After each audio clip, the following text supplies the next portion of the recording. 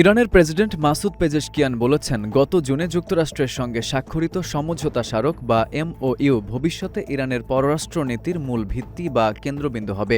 এক্সে দেওয়া এক পোস্টে তিনি একথা বলেন। পেজেশকিয়ান বলেন, যারা আমাদের প্রতিপক্ষ তাদের এই চুক্তির প্রতি অঙ্গীকারবদ্ধ থাকতে বাধ্য করতে আমাদের সর্বোচ্চ চেষ্টা করতে হবে। তার মতে এই সমঝোতা স্মারক বাস্তবায়িত হলে ইরান, পুরো অঞ্চল এবং দেশটির মিত্রদের নিরাপত্তা আরও জোরদার হবে। এদিকে মার্কিন প্রেসিডেন্ট ডোনাল্ড ট্রাম্প জানিয়েছেন, যুক্তরাষ্ট্র ও ইরানের মধ্যে চুক্তি আসন্ন। সোমবার শুরু হচ্ছে আলোচনা। রোববার এয়ারফোর্স ওয়ানে সাংবাদিকদের একথা বলেন তিনি। 5+ স্টার রেটিং প্রাপ্ত দেশের সর্বোচ্চ বিদ্যুৎ সাশ্রয়ী ওয়ালটন এসি স্মার্ট কমফোর্ট এখন নেক্সট লেভেলে। তার দাবি, হরমুজ প্রণালী নিয়ে একটি সমঝোতা হয়েছে। ইরানের পরমাণু নিরস্ত্রীকরণ নিয়েও সমঝোতা হবে বলে আশাবাদ ব্যক্ত করেন ট্রাম্প। এ সময় 3 মধ্যস্থতাকারী সৌদি আরব, সংযুক্ত আরব আমিরাত ও কাতারের অনুরোধে ইরানের বিরুদ্ধে পরিকল্পিত বিধ্বংসী অভিযান বাতিল করেছেন বলেও জানান তিনি।